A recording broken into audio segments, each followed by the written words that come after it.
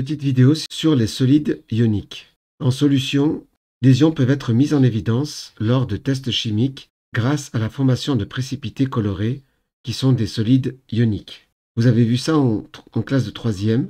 Pour mettre en évidence les ions Cu2+, vous avez rajouté des ions HO- présents dans la soude et ça a donné un précipité à cause de la présence de ce solide ionique qui est bleu. Vous avez mis en évidence un autre exemple, les ions Cl- avec les ions argent, Ag+. En mettant une goutte d'ion argent sur des ions chlorure, eh bien, vous avez vu apparaître un précipité qui est blanc, qui noircit à la lumière. Ainsi, un solide ionique a une couleur bien spécifique qui permet de l'identifier, d'où le nom de test chimique. De manière générale, un solide ionique est une espèce chimique stable, électriquement neutre, composé d'anions et de cations. Prenons l'exemple. CuH2 est un solide ionique car c'est l'assemblage de deux ions Cu2+ et HO-.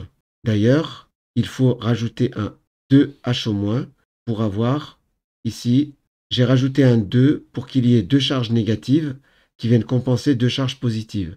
Effectivement, ici, il n'y a pas de charge, d'où le solide ionique est électriquement neutre. Un solide ionique est forcément constitué d'un anion et d'un cation. Ici, un cation et de deux anions.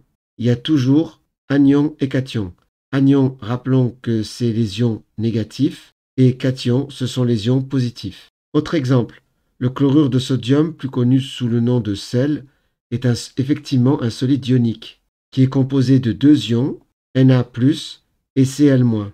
L'ensemble est électriquement neutre.